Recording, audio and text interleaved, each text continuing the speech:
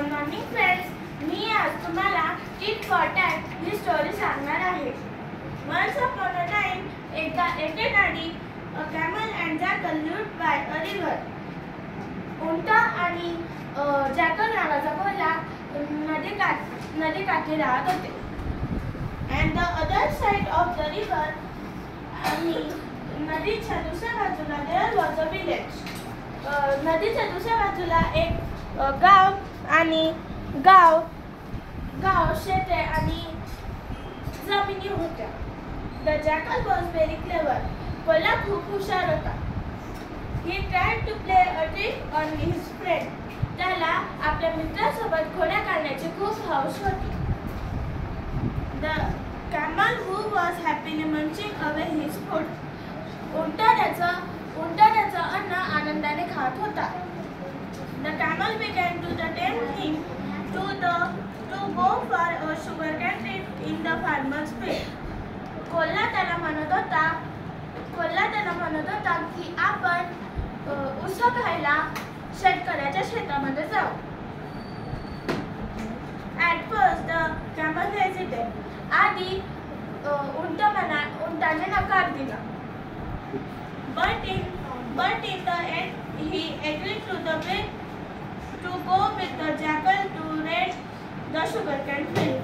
मग नंतर त्याने संमती दिली की आपण ऊस खायला शेतात जाऊ. The jackal sat on the camel's back. उंटाच्या पाठीवर कोल्हा बसला. And two friends crossed the river. आणि दोन मित्रांनी नदी ओलांडली. They ate their fill in the sugarcane field. त्यांनी पोट भरून शेतात ऊस खाल्ली. Suddenly, अचानकपणे, the jackal began to howl. Kolhe कुई करू लागला. Said the camel. उंट म्हणाला, शांत बैस. You will wake the farmer. तू शेतकऱ्याला उठवशील. But the jackal went on howling. पण कोल्हा कोल्हेकुई करत राहिला. Sure enough, आता पुरेसे झाले. The farmer and his helpers came running to the field. शेतकरी आणि त्याच्या मदतीस शेताकडे धावून आले.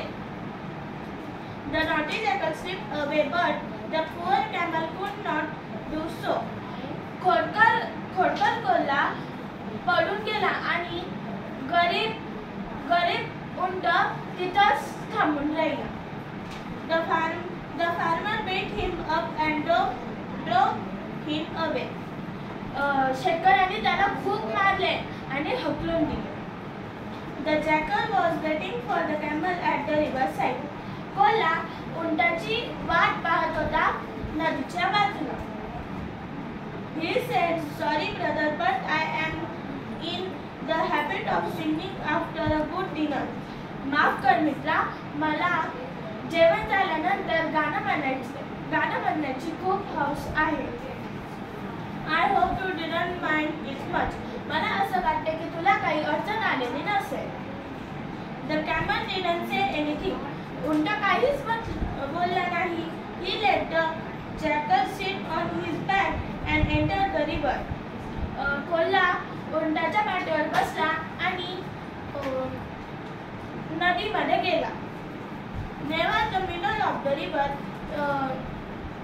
नदीच्या मध्ये, the water was very deep. ते पाणी खूप खोल होतं. There the camel began to take a dip in the water. उंट त्या खोलमध्ये चालला गेला. The jackal was frightened. कोल्हा घाबरला. What are you doing, you silly fellow?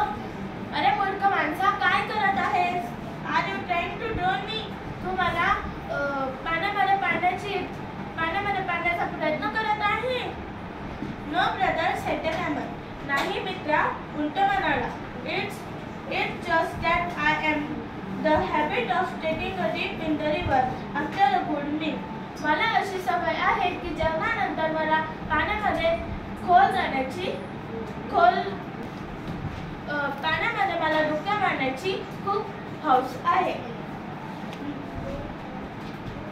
I hope you don't mind. मला असं वाटते की तुला काही अडचण आलेली नसेल. The naughty jackal learned his lesson. He never troubled the camel again.